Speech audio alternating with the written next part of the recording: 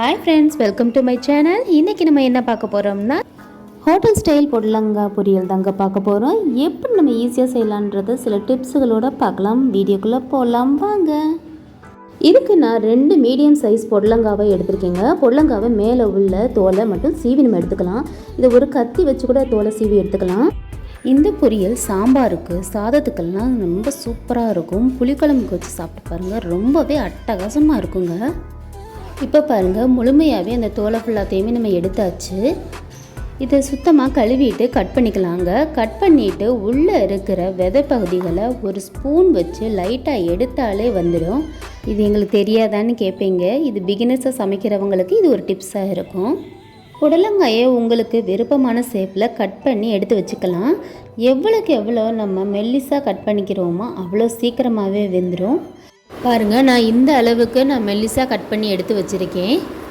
கண்டிப்பாக நீங்கள் இந்த டிஷ்ஷை ட்ரை பண்ணி பாருங்கள். ஹோட்டல் சுவையிலேயே இருந்தது. இந்த டிஷ் செய்கிறதுக்கு 1/2 கப்பு அளவு, அதாவது 25 கிராம் அளவுக்கு நாங்கள் கடலப்பருப்பு எடுத்திருக்கேன்.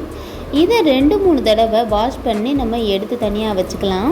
பருப்பை நல்லா கழுவி சுத்தம் பண்ணிவிட்டு அதை அப்படியே ஊற வச்சிடலாங்க ஒரு 1/2 மணி நேரத்துக்கு. 1/2 மணி நேரத்தில் கடலப்பருப்பு நல்லாவே ஊறிடுச்சுங்க. இதை அப்படியே ஒரு கடாய்க்கு மாற்றி நம்ம ஊற வச்ச பருப்பை வேக வச்சு எடுத்துக்கலாம்.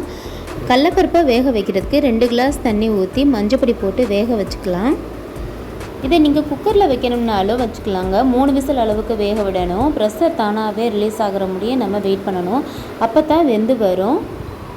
இதுக்கு ஒரு கடாயில் 2 டீஸ்பூன் அளவுக்கு தேங்காய் எண்ணெய் சேர்த்துக்கலாம். தேங்காய் எண்ணெய் இல்லைன்னா நல்லெண்ணெய் கூட சேர்த்துக்கலாங்க.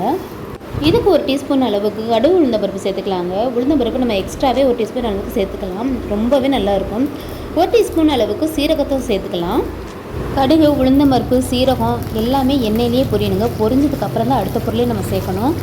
இப்போ பாருங்கள், நல்லாவே பொரிஞ்சிருச்சு. இப்போ அடுத்து நம்ம பச்சை மிளகாய், 2 பச்சை மிளகாய் நான் கீறி வச்சுருக்கேன், அதை சேர்த்துக்கலாம். பச்சை மிளகாய் சேர்த்ததுக்கப்புறம் 1 கப் அளவுக்கு நான் பெரிய வெங்காயத்தை சேர்த்துருக்கேங்க.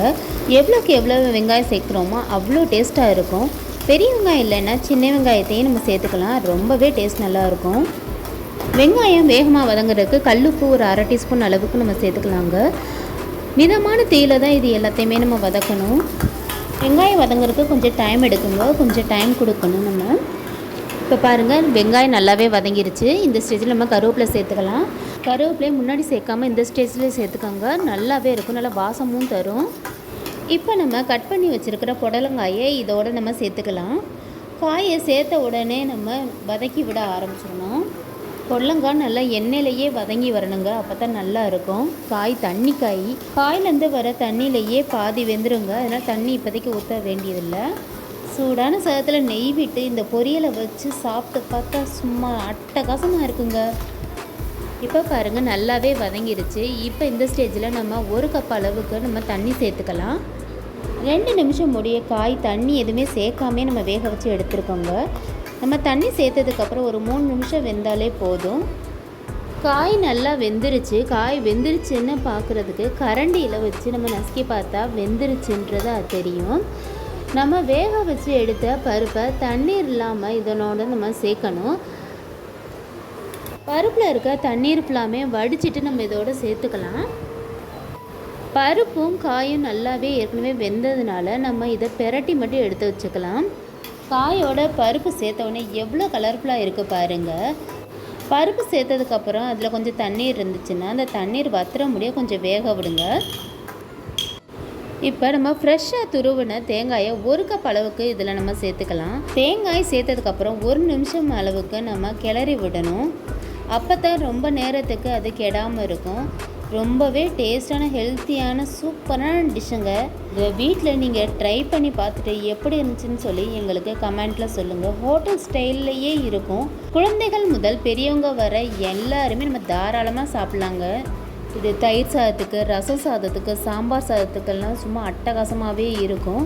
மீண்டும் அடுத்த ஒரு வீடியோவில் பார்க்கலாங்க. தேங்க்யூ ஃபார் வாட்சிங்.